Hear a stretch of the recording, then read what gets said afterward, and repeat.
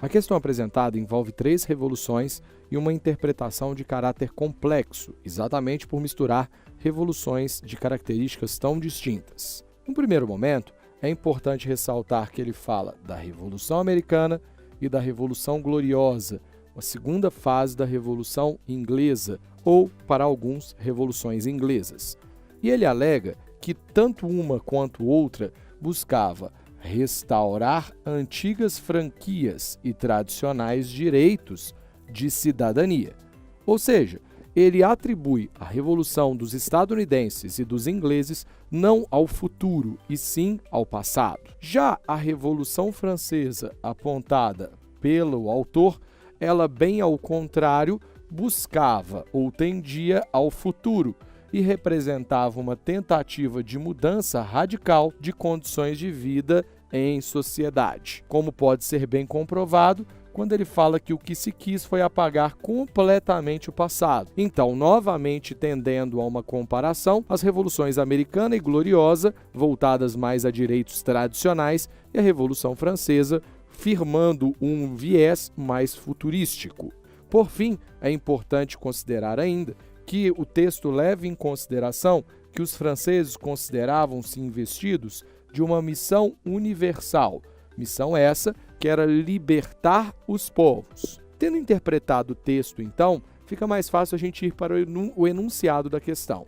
E ele diz: ao comparar as revoluções burguesas, o autor do trecho entende que a Revolução Francesa, letra A, foi tão importante quanto os processos ocorridos nos Estados Unidos e na Inglaterra, mas com repercussão mais restrita. 2 equívocos comprometem a alternativa. Em um deles, a alternativa faz um juízo de valor ao comparar as revoluções americana, gloriosa e francesa, mostrando que a Revolução Francesa teria sido tão importante quanto os demais, enquanto o texto não faz esse juízo de valor. Além disso, quando ele alega que nós temos uma repercussão mais restrita na Revolução Francesa, ao passo que, como marcamos, os franceses se consideravam investidos de uma missão universal e não restrita, invalidando, portanto, a letra A. Na letra B, nós temos um novo problema, já que nós temos a afirmativa de que a Revolução Francesa inaugurou um novo calendário e, por isso, teve uma dimensão mais relevante na história.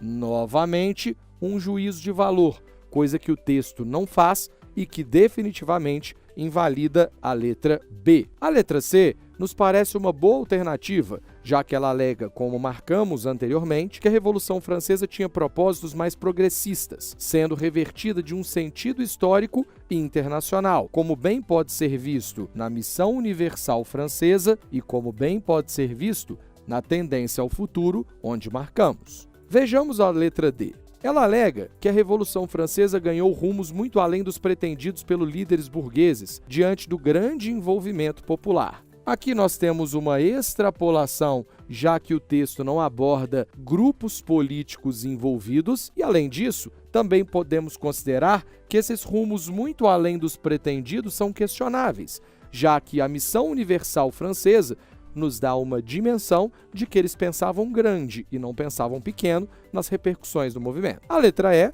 alega que a Revolução Francesa foi influenciada pelas ideias iluministas. Ok, isso é procedente de acordo com os estudos históricos, mas não com o texto. E aí depois ele fala que isso, tal como as revoluções americana e gloriosa, mas não teve resultados positivos. A questão ainda dá uma tropeçada, já que a Revolução Gloriosa aconteceu no século XVII e o Iluminismo é o ideal do século XVIII.